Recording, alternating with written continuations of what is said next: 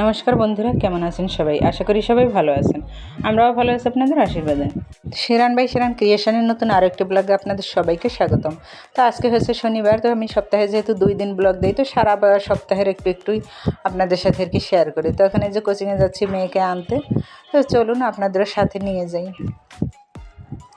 এই যে কোচিং থেকে ফিরেও আসছি, এখন হচ্ছে বিকাল। তো একটা ভাজি করব ঝিঙে আর পেঁপে দিয়ে, তো সেটা আপনাদের সাথে একটু শেয়ার করছি। তো পেঁপেটা মানে পেকে গিয়েছিল, একদম পুরোপুরি পাকেনি, ভিতরে লাল হয়ে গিয়েছিল, কিন্তু তারপরও যেটা খাওয়ার মতো হয়নি আর কি। তো কড়াই তো গরম হয়ে গিয়েছে, এখন এর ভিতরে তেল দিয়ে দিচ্ছি। তো তেলটা কিন্তু ভালো মতো গরম করে নিয়েছি, এখন এর মধ্যে কালি জিরে দিয়ে দিলাম। আর কালি জিরাটা কিন্তু ভালো করে তেল মানে গরম না হলে এটা দিয়ে কিন্তু একটু তিতা তিতা গন্ধ আসে, মানে ফ্লেভারটা তো ভালো আসে না। সেজন্য তেলটা ভালো করে গরম করে নিয়ে তারপরে কিন্তু কালি জিরাটা দিলে ফ্লেভারটা দারুণ আসে। তো এটা নিরামিষ রান্না করব যেহেতু, পেঁয়াজ রসুন দেইনি। তো এখন ওই যে কালি জিরাটা দেওয়ার পরে পেঁপে তারপরে ঝিঙে দিয়ে দিলাম, হলুদ গুঁড়ো মরিচ গুঁড়ো, এখন স্বাদ মতো লবণ দিয়ে দিচ্ছি, নেড়ে চেড়ে ঢেকে রাখবো।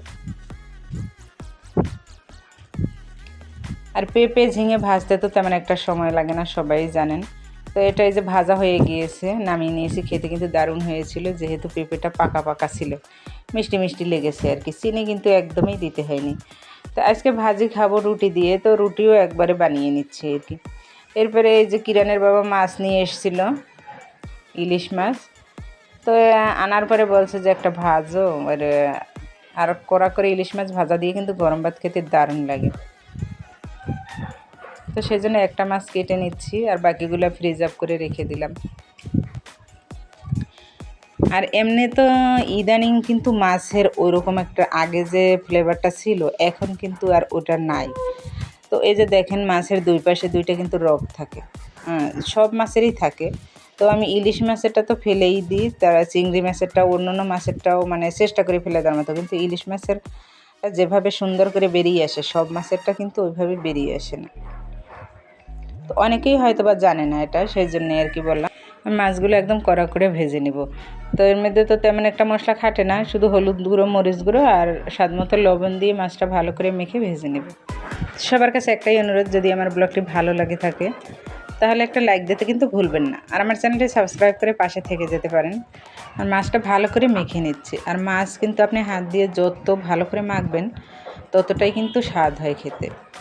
আর মাছটা কিন্তু এই যে লেজটা কিন্তু একদম ভালো করে মানে কুচি কুচি করে কেটে নিয়েছি, যা কারণ হচ্ছে ভিতরে যদি মশলাটা ভালো করে ঢোকে খেতে কিন্তু খুবই ভালো লাগবে। তো তেল গরম হয়ে গিয়েছে, মাছটা এখন ভাজা দিয়ে দিলাম।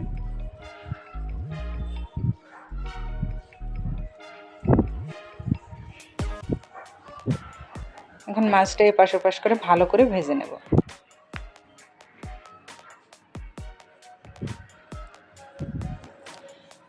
সবার কাছে আবারও অনুরোধ করছি, যদি আমার ব্লগটি ভালো লেগে যায় তাহলে কিন্তু একটা লাইক দিতে ভুলবেন না।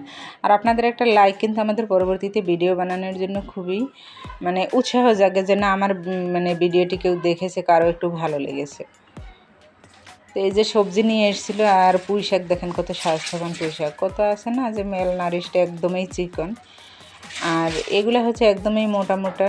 আর শাকটা কিন্তু দেখতে খুবই মানে একদম তাজা, তারপরে অনেক পাতা থাকে না একটু নষ্ট নষ্ট, কিন্তু দেখতে যেরকম খেতে কিন্তু খুবই ভালো লেগেছিলো। আর সাথে এই যে ঝিঙে নিয়ে আসছে, চাল কুমড়া, পেঁপে। এটা হচ্ছে পরের দিনের ব্লগ, যে পুঁই শাক, তারপরে হচ্ছে চাল কুমড়া আলু দিয়ে আর কি রান্না করব। তো আমি সবসময় পুঁই শাকের যে মানে শাকটা আলাদা, আর ডাঁটাগুলো একটু প্রেশার কুকারে 2টা সিটি দিয়ে নিই, কারণ হচ্ছে শাক আর ডাঁটা একসাথে দিলে দেখা যায় অনেক সময় ডাঁটার ভিতরে লবণ ঢোকে না। এখন এই যে কালো জিরে, তারপরে তেজপাতা, পেঁয়াজ দিয়ে এখন ভালো করে ভাজা ভাজা করে এর মধ্যে হচ্ছে চিংড়ি মাছ দিয়ে দেবো। আর পেঁয়াজ ভাজার সময় আমি সবসময় একটু লবণ দিই, লবণ দিলে কিন্তু আবার একদম মানে সব দিকে মানে ছড়িয়ে ছিটিয়ে যায়, সেই জন্য কিন্তু একটু হলুদের গুঁড়ো দিয়ে নিলে লবণটা কিন্তু আর ছিটে না। চিংড়ি মাছগুলো দিয়ে দিলাম, যে হলুদ গুঁড়ো মরিচের গুঁড়ো দিয়ে চিংড়ি মাছটা ভালো করে একটু ভাজা ভাজা করে তারপরে এর মধ্যে সবজিটা দিয়ে দেবো।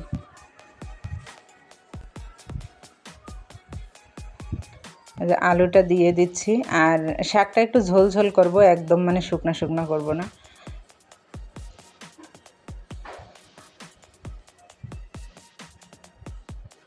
আলু আর শাক দিয়ে এখন ভালো করে নাড়াচাড়া করে একটু জল দিয়ে ঢেকে রাখবো।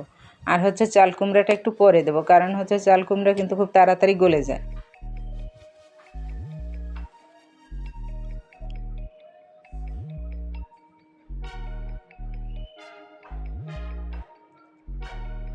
যে সিদ্ধ করা ডাটাও এরপরে দিয়ে দিয়েছিলাম, ওইটা হয়তো স্কিপ হয়ে গিয়েছে। তো এটা আর কি মোটামুটি একটু সিদ্ধ হয়েছে। এখন এই যে চাল কুমড়াটা দিয়ে ভালো করে নেড়েচেড়ে ঢেকে রাখবো। দেখেন দেখতে কতটা দারুণ হয়েছে, খেতেও কিন্তু দারুণ হয়েছিল। এখন এই যে কিরণকে খাওয়াতে বসে, সে তো ভাত খেতেই চায় না, সেই জন্য অনেকগুলো ভাত একবারে মুঠি করে মুখের ভিতরে দিয়ে রাখবো যে নে খা। আর এই যে দেখেন সে না না করতে গেছে, মুখে নেবে না আর কি। তো আজকের ভিডিওটি এ পর্যন্তই, দেখা হবে পরবর্তী নতুন অন্য কোনো ভিডিওতে। ততক্ষণ সবাই ভালো থাকবেন, সুস্থ থাকবেন, সাবধানে থাকবেন।